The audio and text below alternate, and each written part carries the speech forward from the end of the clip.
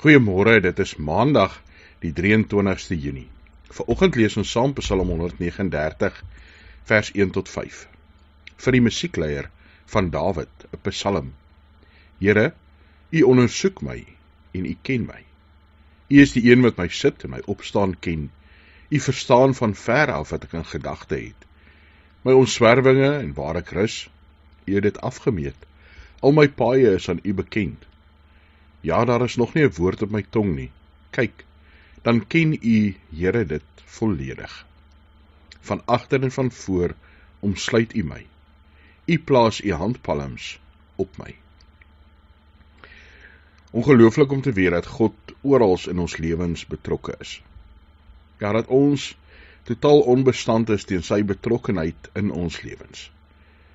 Waar ons heen gaan, waar ons was, waar ons is, wat ons doen, dit alles weet God.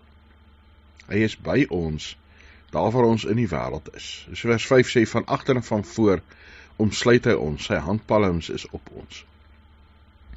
Ons voel dit nie altyd nie, dit is so. Maar die Bybel verseker ons dat God altyd by ons is. En op daardie belofte kan ons staat maak. Ons moet nie staat maak op ons eie gevoelens nie. Dit kan ons baie keer nogal in die steek laat.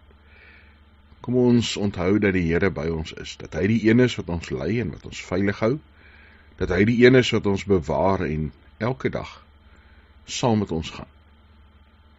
Kom ons leef met die wete dat God hier is, nou en vir altyd. Hemelse Vader, dankie dat ons weet U is by ons. Partykeer vergeet ons dit. Ja, partykeer word ons, Here, bang oor dit wat ons om ons sien, word ons oorweldig deur ons vrese en ons angs en ons pyn. Here, mag ons in dit alles onthou. U is die Almagtige wat voor ons is, wat agter ons is, wie se handpalms op ons rus. Gee ons deur die Heilige Gees krag. Ja, Here, in besonder vir die nuwe week wat voorlê, dat ons U koninkryk kan sigbaar maak. Dat mense iets van U heerlikheid en U liefde, U genade in ons sal sien. Dankie dat ons as 'n gemeente vir mekaar kan bid. Ja, Here, vir siekes, vir ander wat bekommerd is, en bang is, alleen is, hartseer is. Dankie dat ons kan bid vir hulle wat bly is en vreugde ervaar. Want U, Here, is die gewer van alle goeie dinge. U is die Almagtige wat saam met ons stap, wat ons vashou. Ons bid vir 'n wêreld wat op sy kop staan. Here, ons hoor van oorloë in meer lande wat betrokke raak.